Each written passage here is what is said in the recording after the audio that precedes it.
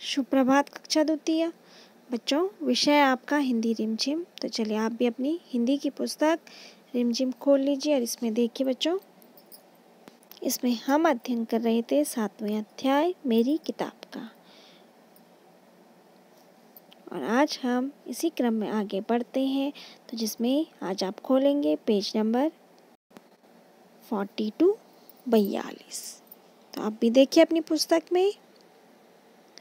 और कल हमने जाना कि किस तरह वीरू अपनी माँ का संदेश लेकर अपनी मौसी के घर जाती है। और जैसे ही वीरू बैठक में जाती है तो वो क्या देखती है? चारों ओर किताबें ही किताबें। फिर वो मौसी को बोलती है कि आपके पास बच्चों की भी कोई किताब है? तो जब मौसी उसे बोलती है कि हाँ मेरे पास, मौसी बताती है कि उसे कि यहाँ भी और यहाँ अलग अलग रैक में क्या रखी थी? किताबें रखी थी। ये क्या है? बच्चों की पुस्तकें हैं।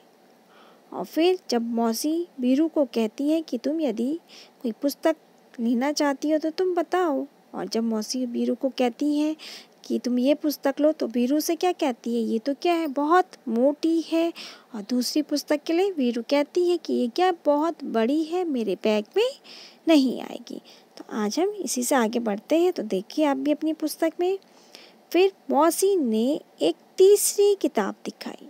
मौसी वीरू को तीसरी किताब दिखा रही है और इसके फिर पूछ भी रही है कि इसके बारे में क्या ख्याल है। मौसी वीरू को पूछ रही है कि इसके बारे में क्या ख्याल है, कि तुम इसे रखना चाहती हो कि नहीं रखना चाहती हो, पढ़ना चाहती हो कि नहीं पढ़ना चाहती हो। फिर वीरू ने किताब के पन्ने पलटे और फैसला किया। फिर वीरू किताब के पन्ने पलट कर देखती होगी, फिर फैसला करती होगी, डिसीजन लेती होगी कि मैं कौन सी किताब लूँ। तो इसमें पढ़ने के लिए बहुत कम है। और जो वीरू ने किताब देखी उसमें क्या था? पढ़ने के लिए बहुत कम, इतनी छोटी छोटी तस्वीरें और छोटी छोटी तस्वीरें थी। और यह किताब क्या है? बहुत पतली है। और वो किताब बहुत पतली भी थी। तो मौसी ने कहा वीरू, मुझे तो लगता है कि मैं तुम्हारे लिए किताब नहीं चुन सकती।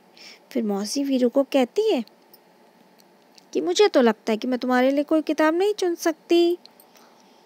ऐसा करना, अगली बार जब तुम आओ तो अपने साथ एक फुट्टा लेते आना। फिर मौसी वीरू को चिढ़ाते हुए कहती है कि जब तुम अगली बार आओगी मेरे घर तो तुम क्या लेके आना? एक फुट्टा, एक स्केल लेके आना।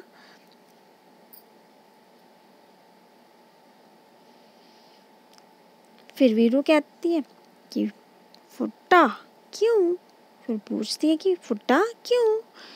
मौसी ने हंसकर कहा। फिर मौसी हंसकर कहती है कि तुम्हें जितनी मोटी किताब चाहिए तुम नाप कर ले जाना, और तुम्हें जितनी मोटी छोटी किताब चाहिए वो तुम स्केल से नाप कर अपने साथ ले जाना।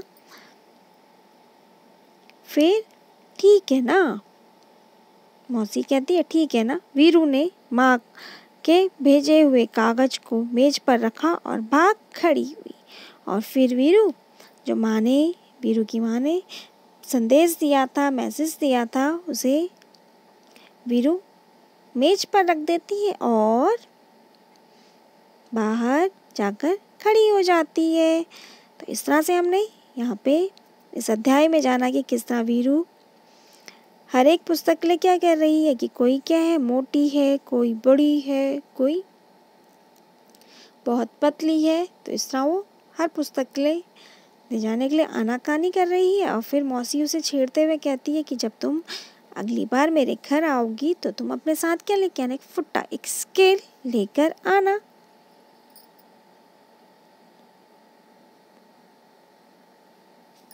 जिससे तुम नाप सको कि तुम्हें कितनी मोटी, कितनी छोटी इस तरह की पुस्तक चाहिए, किताब चाहिए।